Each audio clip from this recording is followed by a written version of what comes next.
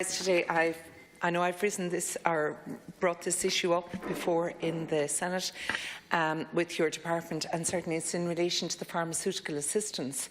And the Pharmaceutical Association, they recently made a recommendation to Minister Harris that pharmaceutical assistants, who most of them have operated and worked in pharmacies for the last 35 years, that they should only be allowed to cover up to 1 hour per day in place of the pharmacy or the pharmacist, and that's fine. But the only thing is that these people have been doing this job for 35 years.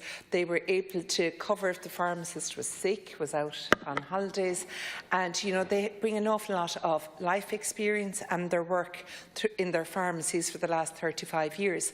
And now the association is trying to tell them, well, your qualification doesn't mean anything. These people went to college for 4 years, they did a practical side to it, and it was like an apprenticeship, I suppose, where they learnt all about the different medicines.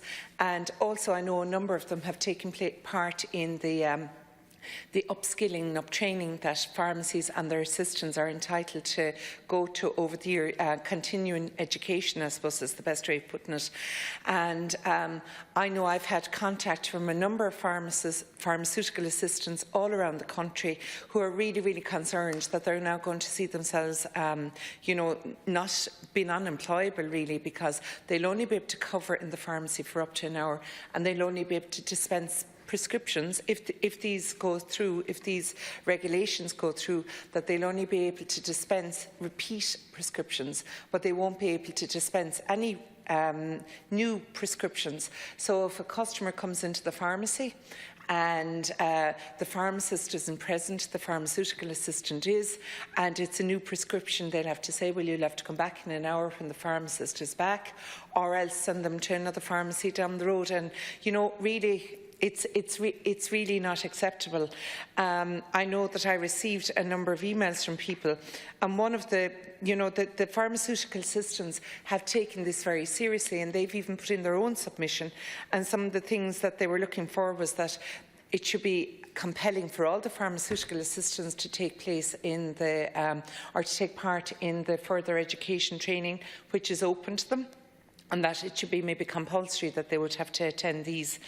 And they also are saying things that they should include pharmaceutical assistants in a core competency framework similar which applies to pharmacists.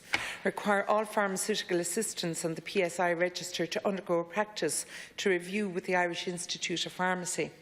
Amend the PSI rules 2015 to extend mandatory CPD, as I referred to already, to pharmaceutical assistants, and amend the Pharmacy Act 2007 to make fitness to practice applicable to all pharmaceutical assistants.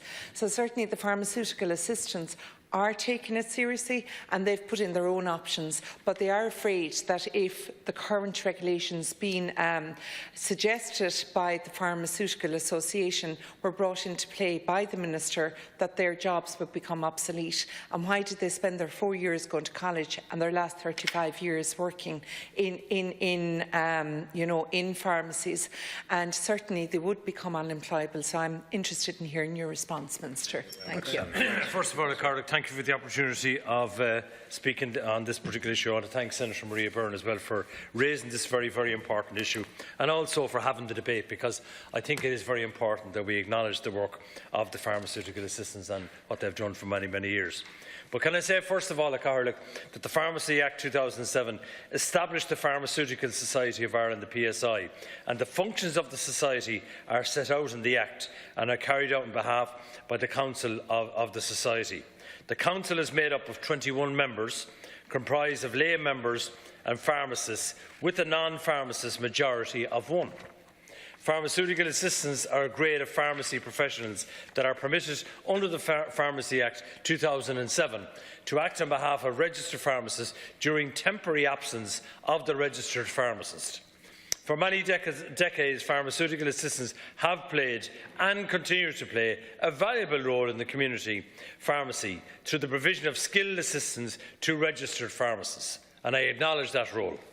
Since Section 26 of the Pharmacy Act 2007 requires that a registered pharmacist is always present in a registered pharmacy when a member of the public attends, whether to have medicines dispensed or to receive advice regarding medicines or other health matters.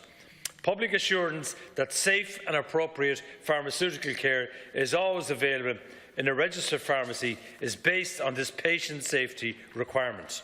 Section 30 of the Act provides for an exception to the general provision in the Act, which requires the sale and supply of medicines at a pharmacy to be conducted under the personal supervision of a registered pharmacist, and specifies that no offence is committed where a registered pharmaceutical assistant acts on behalf of a registered pharmacist during the temporary absence of the registered pharmacist. Section 30 also permits the Council to make rules as to 1. What may or may not be done by a registered pharmaceutical assistant when acting on behalf of a registered pharmacist, and secondly, what constitutes the temporary absence of a registered pharmacist. Following a period of public consultation, the Council of the PSI considered the proposed draft Pharmaceutical Society of Ireland Temporary Absence of Pharmacists from Pharmacy Rules 2018 at its meeting on the 20th of September 2018, where the Council approved the draft rules without amendment. Following this, the PSI undertook to redraft the rules in relation to what may or not be done by a registered pharmaceutical assistant when acting on behalf of the registered pharmacist. On the 6th of December, the Council of the PSI approved a revised draft of the Pharmaceutical Society of Ireland Temporary Absence of Pharmacists from Pharmacy Rules 2018 for issuance for public consultation. This public consultation commenced on the 13th of December 2018 and it ran until the 11th of January 2019, affording any interested party the opportunity to make representations on the matter directly to the PSI.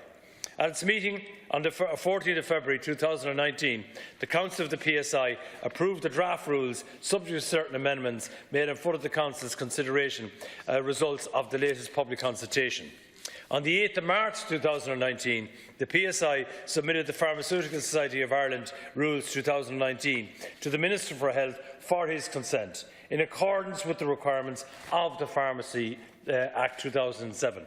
But of course, the issues raised by Senator Maria Byrne I will bring back to Minister Simon Harris as well. Thank you. Thank you, Minister. Do you want to supplement?